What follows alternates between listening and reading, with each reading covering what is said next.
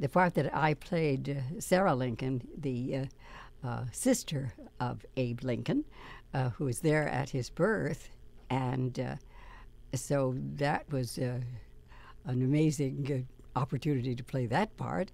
And then my older sister played the same part of Sarah Lincoln later on in the film as Sarah Lincoln grew. But I really can't remember a great deal. I do remember I always loved the stills. I had kept a number of the stills that the family had kept for me. And when I always looked at those, always through the years, I thought, my goodness, that was really a wonderful experience to have been in that film. And as I say, I was pretty little to remember a lot about it, but I do remember it. I remember eating the soup or whatever it was that we had in front of the fire, and I remember that scene very well. And I can remember that the actor that is telling me a story. So it was quite an event for a youngster.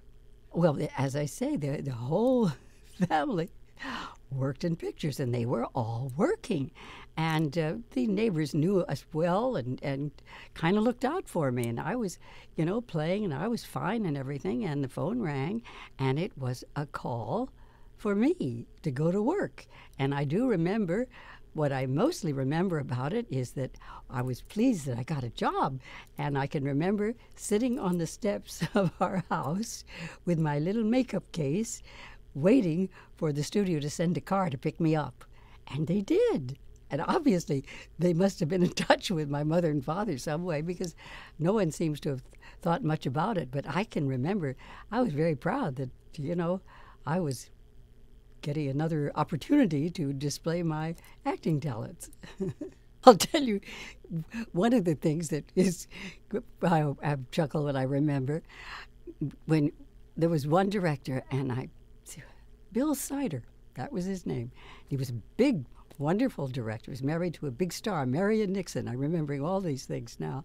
And we had a little deal between the two of us. When I could always cry on cue. I mean, that was my job. I could cry. You want me to cry? I'd cry. And so when he wanted me to cry, he would say to me, "I'm going to cut off your curls." And I was gone. I mean, that's all he needed. And that was always my cue. You wanted tears? I'm going to cut off your curls. And there I'd go.